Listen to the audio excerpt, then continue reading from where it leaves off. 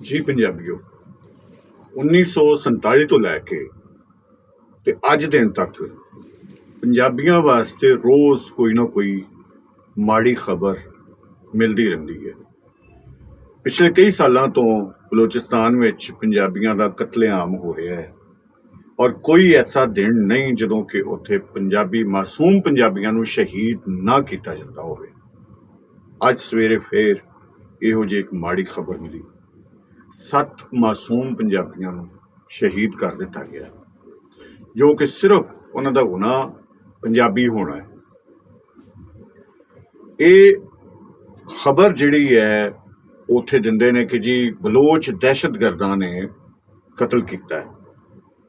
ਹੁਣ ਬਲੋਚ ਦਹਿਸ਼ਤਗਰਦ ਜਿਹੜੇ ਨੇ ਉਹਨਾਂ ਨੂੰ ਕੋਈ ਤੇ ਕਹਿੰਦਾ ਹੈ, ਕਿਤਿਓਂ ਤੇ ਮਾਮਲਾਤ ਹੁੰਦੇ ਨੇ, ਪਰ ਮੈਂ ਸੁਬਹ ਦਾ ਪਰੇਸ਼ਾਨ ਆ ਔਰ ਹੈਰਾਨ ਆ ਕਿ ਇਹ ਇਨਸਾਨੀ ਹਕੂਕ ਦਾ ਢੰਡੋਰਾ ਵਜਾਉਣ ਵਾਲੇ, ਡੁਗਡੁਗੀ ਵਜਾਉਣ ਵਾਲੇ ਸਾਡੇ ਪੰਜਾਬੀ ਸਹਾਫੀ ਔਰ ਸਿਆਸਤਦਾਨ ਔਰ ਬਹੁਤ ਸਾਰੇ ਲੋਕ, ਖਾਸ ਕਰਕੇ ਇਨਸਾਨੀ ਹਕੂਕ ਦੇ ਅਲਮਬਰਦਾਰ, ਜਦੋਂ ਉੱਥੇ ਪੰਜਾਬੀ ਕਤਲ ਹੁੰਦੇ ਨੇ, ਇਹਨਾਂ ਦਾ ਕਿਸੇ ਦਾ ਇੱਕ ਦਾ ਵੀ ਕੋਈ ਬਿਆਨ ਨਹੀਂ ਆਉਂਦਾ ਕਿ ਪੰਜਾਬੀਆਂ ਦਾ ਕਤਲੇਆਮ ਕਿਉਂ ਹੋ ਰਿਹਾ ਹੈ। ਅੱਜ ਵੀ ਉਹ ਕੁਝ ਹੀ ਹੋਇਆ।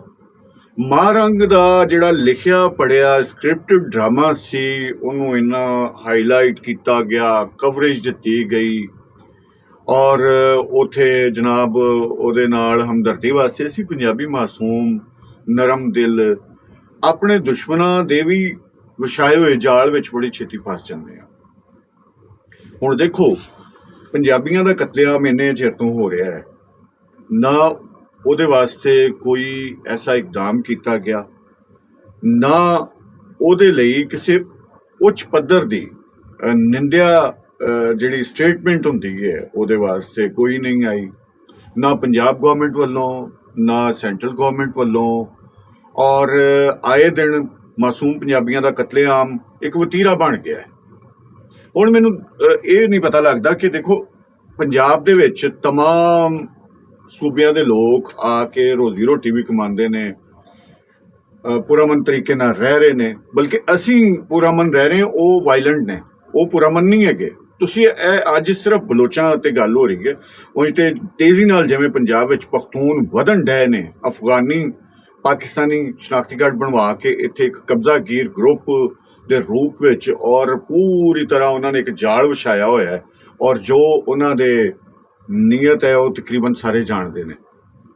ਪਰ ਅੱਜ ਮੈਂ ਸਿਰਫ ਇਸ ਕਰਕੇ ਆਇਆ ਕਿ ਖੁਦਾ ਦਾ ਖੌਫ ਕਰੋ ਪੰਜਾਬੀਓ।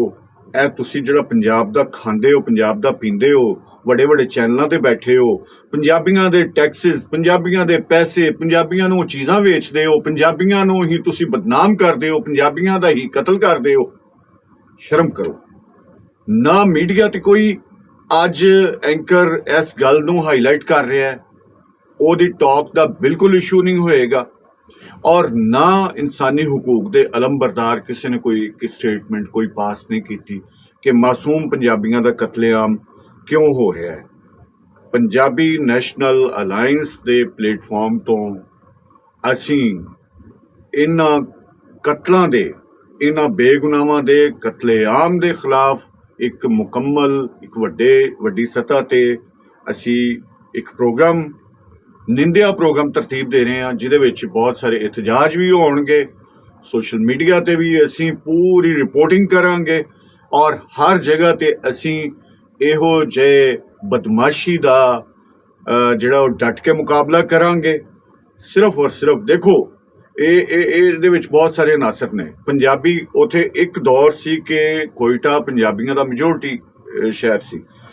ਉਹ ਪੰਜਾਬੀ ਜਿਨ੍ਹਾਂ ਨੇ ਉਹਨਾਂ ਬਲੋਚਾਂ ਨੂੰ ਇਲਮ ਦੀ ਰੋਸ਼ਨੀ ਤੋਂ ਰੋਸ਼ਨਾਸ ਕਰਵਾਇਆ, ਉਸਤਾਦ ਸਨ, ਇੰਜੀਨੀਅਰ, ਡਾਕਟਰ, ਜਿੰਨਾ ਵੀ ਸਟਾਫ ਹੈ ਉਹਨਾਂ ਦਾ ਟੈਕਨੀਕਲ ਸਟਾਫ, ਉਹ ਸਾਰਾ ਪੰਜਾਬੀ। ਉਹਦਾ ਇਨਫਰਾਸਟ੍ਰਕਚਰ ਜਿਹੜਾ ਗਵਾਦਰ ਦਾ ਔਰ ਪੂਰੇ ਬਲੋਚਿਸਤਾਨ ਦੇ ਵਿੱਚ ਉਹਦੀ ਤਰੱਕੀ ਦੇ ਵਿੱਚ 80% ਪੰਜਾਬੀਆਂ ਦਾ ਹੱਥ ਹੈ।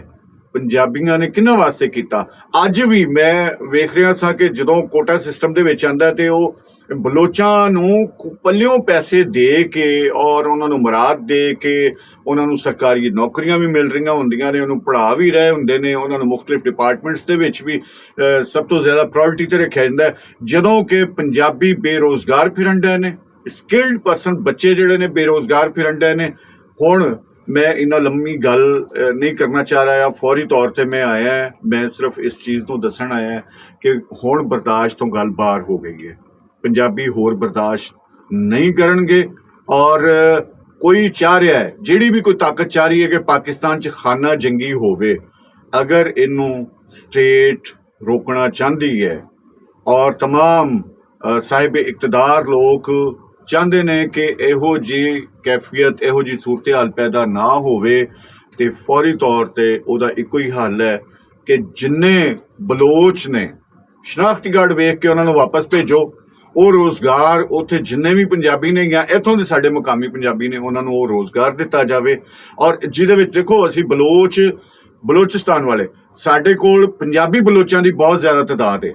ਉਹ ਪੰਜਾਬੀ ਨੇ, ਨਸਲੀ ਤੌਰ ਤੇ ਹਸਬੀ ਨਸਬੀ ਪੂਰੀ ਤਰ੍ਹਾਂ ਪੰਜਾਬ ਦੇ ਵਫਾਦਾਰ ਉਹ ਬਲੋਚ ਨੇ, ਲੇਕਿਨ ਬਲੋਚਿਸਤਾਨ ਤੋਂ ਜਿਹੜੇ ਬਲੋਚੀ ਬੋਲਣ ਵਾਲੇ ਨੇ, ਬਲੋਚੀ, ਮੈਂ ਪਹਿਲੇ ਵੀ ਦੱਸਿਆ ਸੀ ਕਿ ਤੁਹਾਡੀ ਸਭ ਤੋਂ ਪਹਿਲੀ ਜਿਹੜੀ ਸ਼ਨਾਖਤ ਤੇ ਧਰਤੀ ਨਾਲ ਜੁੜਦੀ ਉਹ ਜ਼ੁਬਾਨ ਹੈ।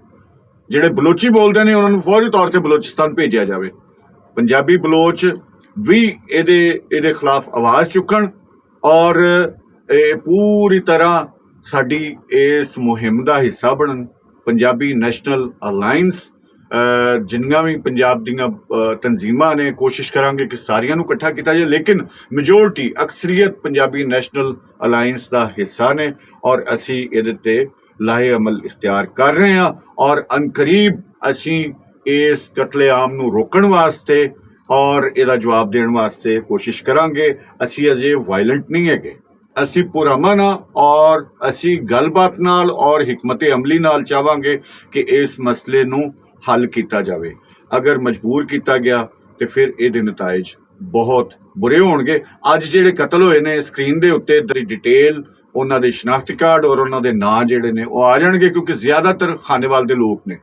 ਅੱਜ ਕਤਲ ਹੋਣ ਵਾਲੇ ਜ਼ਿਆਦਾਤਰ ਖਾਨੇਵਾਲ ਦੇ ਨੇ। ਪਹਿਲੇ ਲਿਗਿਆ ਦੇ ਹੋਏ ਸਨ, ਮੀਆਂ ਚੰਨੂ ਦਾ ਇੱਕ ਉਹਨਾਂ ਚੋਂ, ਲੇਕਿਨ ਜ਼ਿਲ੍ਹਾ ਖਾਨੇਵਾਲ ਦੇ ਇਹ ਸਾਰੇ ਜਿੰਨੇ ਵੀ ਪੰਜਾਬੀ ਕਤਲ ਹੋਏ ਨੇ ਖਾਨੇਵਾਲ ਦੇ ਨੇ। ਔਰ ਅਸੀਂ ਭਰਪੂਰ ਨਿੰਦਿਆ ਕਰਦੇ ਹਾਂ ਪੰਜਾਬੀ ਨੈਸ਼ਨਲ ਅਲਾਇੰਸ ਵੱਲੋਂ, ਔਰ ਅਸੀਂ ਅਜੇ ਵੀ ਪੂਰੀ ਤਰ੍ਹਾਂ ਪੁਰਅਮਨ ਤਰੀਕੇ ਨਾਲ ਗਵਰਨਮੈਂਟ ਕੋਲੋਂ ਮੰਗ ਕਰਨੇ ਆ ਇਸ ਕਤਲੇਆਮ ਦਾ ਹਿਸਾਬ ਦਿੱਤਾ ਜਾਵੇ ਔਰ ਇਹਨੂੰ ਫੌਰੀ ਤੌਰ ਤੇ ਰੋਕਿਆ